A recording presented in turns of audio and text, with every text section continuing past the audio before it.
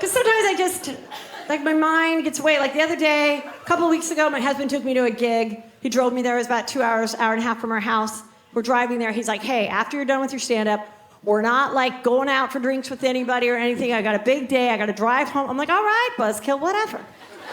So, come out from near the show, and in the lobby, the only people left are my husband, and he's talking to this tall, attractive blonde woman. And he's smiling, and I walk up, and he goes, Heather, this is Penny.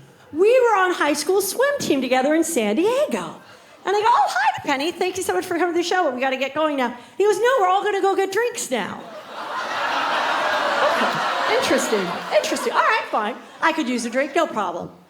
So now we're having a drink, and the two of them are just laughing. Oh, you with the 400 IM, and the freestyle butterfly, flip turn, Coach Rodriguez. And I'm like, what, was Peter just whacking off to this chick in his Speedo for in the late 80s for 2 years? Like, what is going on here?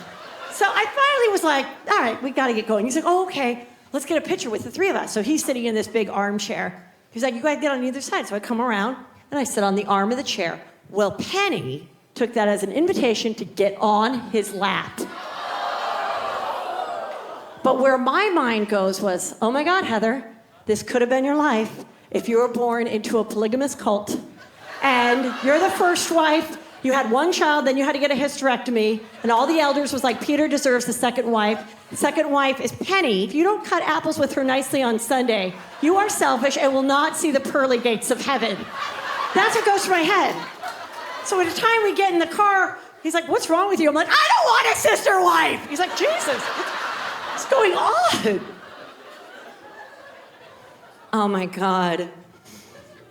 The thing that drives me crazy though is now like celebrities, whenever they break up, they give that same speech or that Instagram post. And so it's like, well, it's with a heavy heart and the utmost respect that we are consciously uncoupling. We will remain co-parents and best friends forever. They're always best friends. And I'm like, maybe that's why my marriage has lasted so long. Because I didn't marry my best friend. Peter is an okay friend. My best friend is who I call when I want to bitch about Peter. She tells me how awful her single life is and convinces me to stay married to Peter. Now that is a best friend.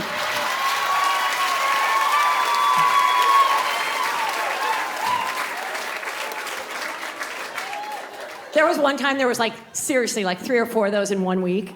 So I tweeted this. I was like, it's with an exhausted heart and the lack of will for Peter and I to make any changes in our life that we have decided to continue our marriage and living together.